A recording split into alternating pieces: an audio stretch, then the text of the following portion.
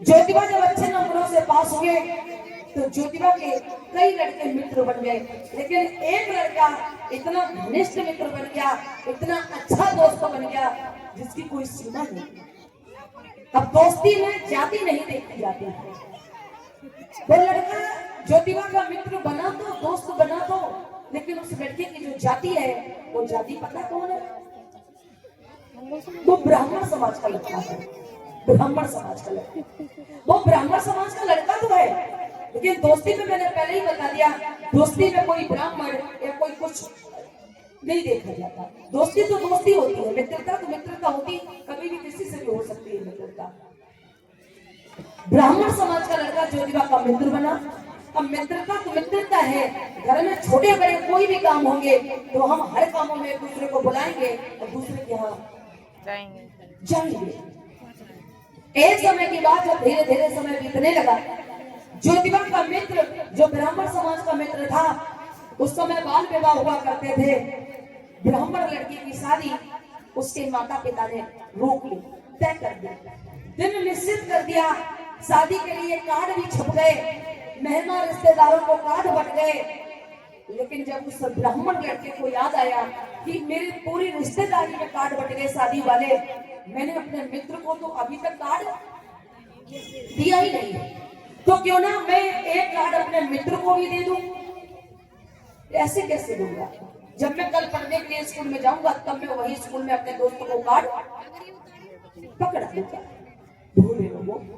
अगले दिन जब वो ब्राह्मण लड़का जो है ज्योतिबा का मित्र, वो स्कूल गया, पढ़ने के लिए गया, और जब वो पढ़ने के लिए गया तो ज्योतिबा को उसने कार्ड दिया और कहा कि हे ज्योतिबा, ये ले तू मेरी शादी का निमंत्रण कार्ड। कार्ड जानते, ये ले कार्ड, और पर कल मेरी शादी है, परसों मेरी शादी है, और परसों जब मेरी बारात जाएगी तो तुझे आना पड़ेगा, और अगर तू नहीं आया मेरी शादी में तो मेरी तेरी जो दोस्ती है वो कट्टम कट्टा, मतलब खत्म हो जाएगी। जब इतना कह दिया उस दोस्त ने तो ज्योतिबा को भाई जाना तो पड़ेगा। गजब हो गया, मित्र ने काट दिया, वो मित्र चला गया, उसके यहाँ शादी की तैयारी होने लगी। ज्योतिबा अपने घर गए और जिस दिन वो जो तिथि रखी गई थी उस तिथि पर ज्योतिबा सुबह नहाते धोते हैं, स्नान किया, और उसके बाद में ज्योतिबा बारात में जाने के लिए, अपने मित्र की शादी में जाने के लिए तैयार होने लगे। सबसे पहले उन्होंने पता क्या पहना? कुर्ता पहना, ऊपर कुर्ता पहन लिया और नीचे धोती पहन ली। आप वो देख रहे हैं, ज्योतिबा फूले जी ने कुर्ता पहन लिया, नीचे धोती पहन ली, और उसके बाद में कुर्ता के ऊपर से कट्टा वाली ये सदरी पहन ली, सदरी, कट्टा वाली सदरी पहन ली।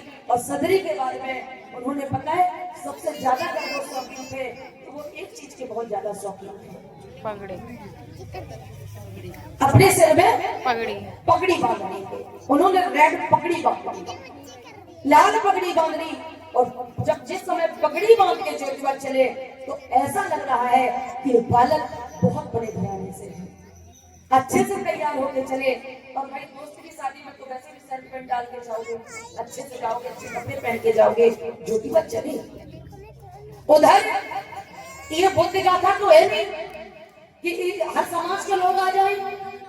ब्राह्मण लड़के की शादी है तो शादी में ब्राह्मण ही रिश्तेदार है।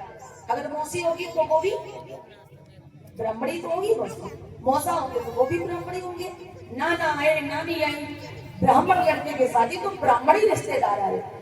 इधर अकेले ज्योतिबा इस तरीके से पहुंचे जैसे 5 लीटर 10 लीटर दूध में एक बूंद नींबू का डाल दिया, रस डालना।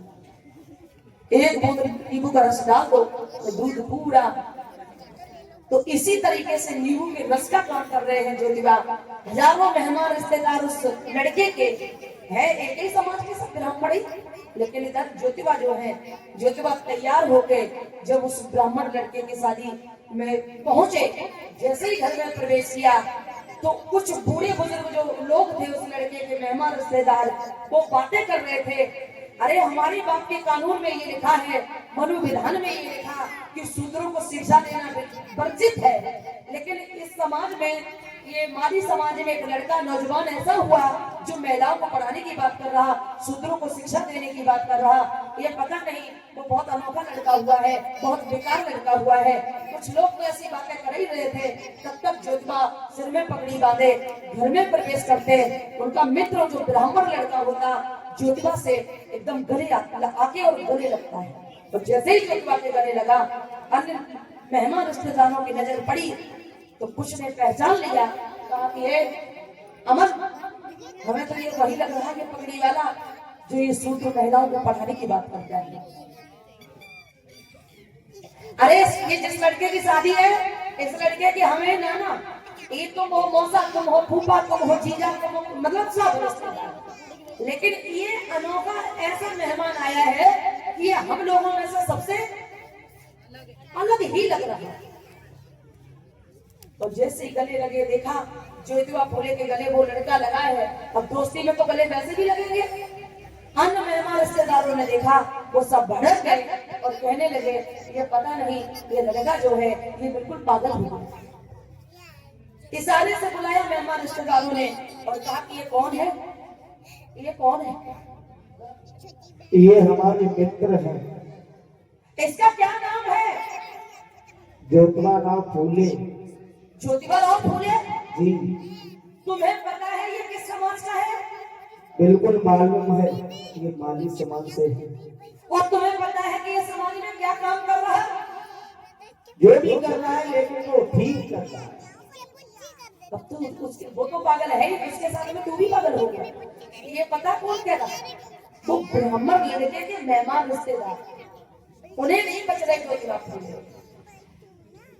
कहा हे बेटा, कहिए। एक चीज में साफ शब्दों में कह देना चाहता हूँ। बिल्कुल। ये कहे के लिए आया, पहले मुझे ये बताओ, उसके बाद में अपनी मन की बात बताओ। ये हमारे मित्र हैं और हमने इनको निमंत्रण दिया है। निमंत्रण दिया और मैंने बुलाया है। अगर ये आते नहीं तो आज से हमारी मित्रता भी खत्म हो जाती। एक चीज मैं बता दूं, तो तुम्हें पता है मैं रिश्ते में तुम्हारा कौन लगता हूँ? तो हमारे रिश्ते में नाना जी हो। नाना जी है जी। ये बारात में जाएगा या नहीं जाएगा ज्योतिबा? जब मैंने बुलाया है तो मित्र हमारे साथ में होता है। ज्योतिबा द्वारे पे ही खड़े हैं। ब्राह्मण लड़का वो अंदर गया, अंदर उसे लोग झेलने लगे और कहने लगे कि हे बालक, कहिए। ये जितने हम हजारों रिश्तेदार मेहमान अलवर के आए हैं इस ग्राउंड में, अगर तेरी बारात में ये पगड़ी वाला बंदा जाएगा तो हम जितने हजारों मेहमान रिश्तेदार आए हम सबके सब अभी चले जाएंगे। ऐसा मैंने कौन सा गुनाह कर दिया है? तूने गुनाह सबसे ज्यादा बड़ा गुनाह किया है। वो एक बार बताओ तो सही। नहीं, अगर ये बारात में तेरी जाएगा तो हम सब नहीं जाएंगे, और अगर हम हजारों को ले जाना है तो तुझे इसी वक्त इस बालक को, इस पगड़ी वाले बंदे को तुझे इन्हीं पाँव वापस करना पड़ेगा। ऐसा तो हरगिज नहीं होगा क्योंकि मैंने इन्हें बुलाया है। अगर नहीं होगा तो आप लोग एक काम करो, हम आप सब चलते हैं। नहीं, आप लोग चले जाओगे, फिर हम शादी में बारात में आप लोगों को ले जाना चाहते हैं। एक मयान में दो तलवारें नहीं रहेगी। अगर ये जाएगा तेरी बारात में तो हम लोग नहीं जाएंगे, और इतने सारे लोग जाएंगे तो इसे तुझे भगाना पड़ेगा। कोई बात नहीं नाना जी, हम अपने मित्र से बोल देंगे कि वो पीछे वाली गाड़ी से चले आएंगे। अरे वो चाहे आगे वाली गाड़ी से जाए या पीछे वाली गाड़ी से जाए। अच्छा, अगर हम वहां जाएंगे इसके साथ में तो वहां पर हम लोगों का अपमान हो जाएगा। कोई बात नहीं। हम अपने साथ में कुत्ते को ले जाना अच्छा समझते हैं, लेकिन इस लड़के को ले जाना अच्छा नहीं समझते। हाँ, और इसे इसी वक्त यहाँ से भगा दो, और अगर नहीं भगाओगे तो फिर बहुत दिक्कत होगी। कोई बात नहीं है, मैं अभी अपने मित्र से बोल देंगे। लोगों, किसी को निमंत्रण देना, बुलाना, और उसके बाद में जब कोई आ जाए तो उसे घर से भगाना बहुत बड़ा कलेजा चाहिए।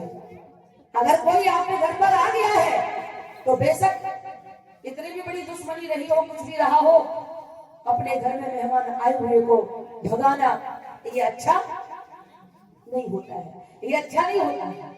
अगर कोई घर पे आ गया तो उसे नहीं भगाना चाहिए, जो हो गया तो हो जाने दो, कोई दिक्कत नहीं। भोले लोगों, जैसे ही मेहमान रिश्तेदारों ने कहा उस ब्राह्मण लड़के से कि इस ज्योतिबा फूले को भगा दे, और अगर नहीं भगाएगा तो हम सब जा रहे हैं, तो लोगों को जब हो गया। अब आप समझिए, एक बार वो दृश्य आंखों में लाइए, दिमाग में लाइए कि पहले मुझे कोई बुलाए और बुलाने के बाद में कह दे कि अब तुम यहाँ से चले जाओ, तो लोगों मरना होगा कि नहीं होगा, बेइज्जती होगी। लेकिन कुछ लोग ऐसे हैं, चाहे सम्मान हो तो चाहे ना हो। अब यहाँ पर चाहे कोई सत्ता पार्टी की बात चल रही हो, मेरी नजरों में भी कुछ लोग ऐसे हैं, यहाँ के नहीं है, यहाँ के नहीं है, इस अलवर के नहीं है, और कहीं किसी और जगह के हैं। तमाम लोग ऐसे हैं, कहते हैं कि अरे मेरा उस पार्टी में बड़ा सम्मान होता है। सम्मान कुछ नहीं होता है। जैसे दूध में मक्खी गिर जाती है ना, तो फिर निकाल के फेंक दी जाती है, बस ऐसा ही होता है समाज के लोगों के साथ में। पर इस समाज के लोगों को ये लगता कि मेरा बड़ा सम्मान हो रहा है, एक सम्मान नहीं होता आपका वहां पर। जरा ध्यान देना, मेहमान रिश्तेदार उस ब्राह्मण लड़के से बोले, अरे ब्राह्मण की बारात और ये शूद्र साथ में जाएगा।